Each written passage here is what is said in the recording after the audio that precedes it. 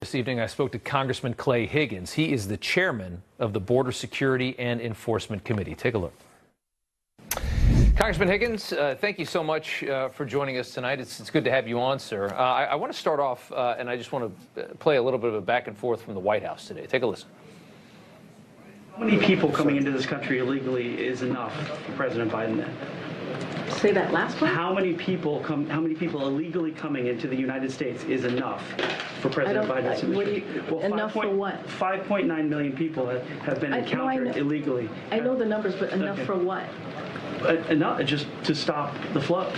As I mentioned, this is a problem that's been around for some time now, for decades, a broken system. I mean, they play so stupid on this as if they don't realize what they're doing to this country. I think that's one of the most frustrating things. I want to start off and just ask you why you believe this is happening. Why are they doing this? What is their agenda? Well, they're being drawn in. The immigrants are being drawn in from across the world by Biden administration policies.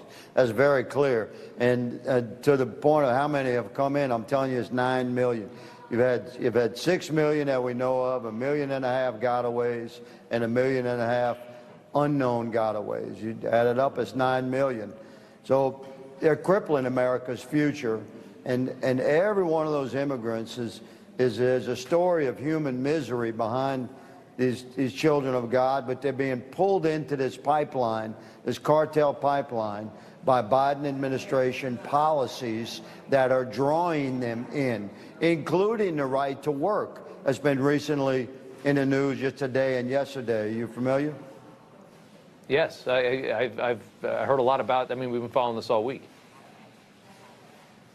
Yeah, it's something that America should be talking about, Rob.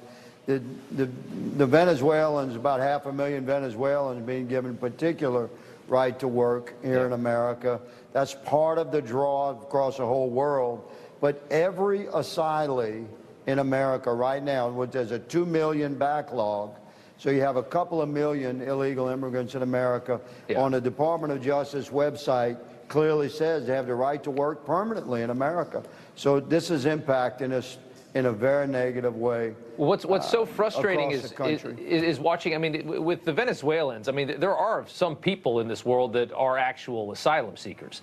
You know, Venezuela, the story is a lot like Cuba. I mean, it's a terrible place. They've lived under socialism. It's destroyed their country. That actually might be valid. What's frustrating is the fact that all of Central America and a lot of South America has just been invited to surge the border, as Biden said, under the guise that they are asylum seekers, and these people just are not. And my final question to you is, if you guys are able to get back power in 2024, to the extent it's possible, I mean, should these people be removed from this country? Because there's millions and millions. You say 9 million new people here. I mean, that's like 15 new congressional districts.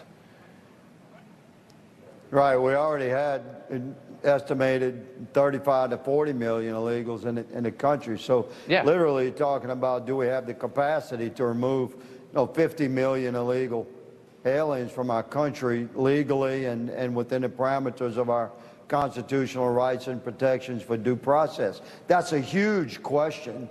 And that's basically the answer becomes, once you draw these people in, it's almost impossible you can't get them out. To remove them, and they become part of the fabric of our society. So it's a serious problem. If you put men like me in charge, we're gonna find a solution. Begins with securing the border.